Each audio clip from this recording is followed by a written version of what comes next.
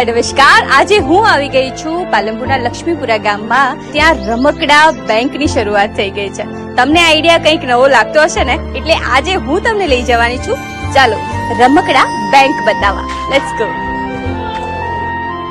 જ્યારે તમે કોઈની મદદ કરવાનું વિચારો તો ઘણા વિચારો આવે કે કેવી રીતે આપણે કોઈના ચહેરાની એક મુસ્કાન બની શકીએ. પરંતુ આજે તમને લઈ જાઉં ખુશીઓના એવા સરનામે જ્યાં ખુશીઓ મળે છે રમકડાઓથી. હા, પાલનપુરના જૂના લક્ષ્મીપુરામાં આકાંક્ષા પુનર્વસન કેન્દ્રમાં શરૂ થયું રમકડા બેંક.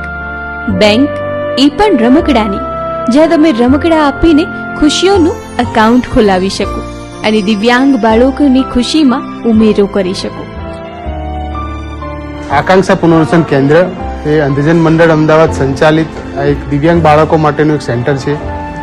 આ સેન્ટર ખાતે મહિલા કલાનિધિ ટ્રસ્ટ કાણોદર પ્રેરિત જ્વેલેક્સ ફાઉન્ડેશન અનુદાનિત એક રમકડા બેંકની શરૂઆત કરવામાં આવી છે. જનરલી બેંકનું નામ પડે એટલે આપણને પૈસાની અને એ બધી લેવડ દેવડ યાદ આવે.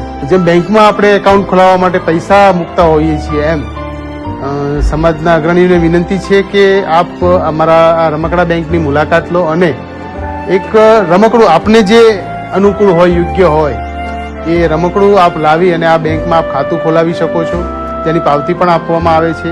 રમકડા બેંક બનાવવાનો અને એનું ઉદ્ઘાટન કરવાનો એક જ હેતુ છે કે બાળકોની બૌદ્ધિક શક્તિ વધારેમાં વધારે અમે વિકાસ કરી શકીએ.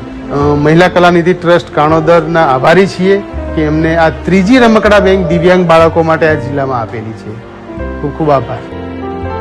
ખરેખર આવી બેંક જોઈને મને ઘણો આનંદ થયો.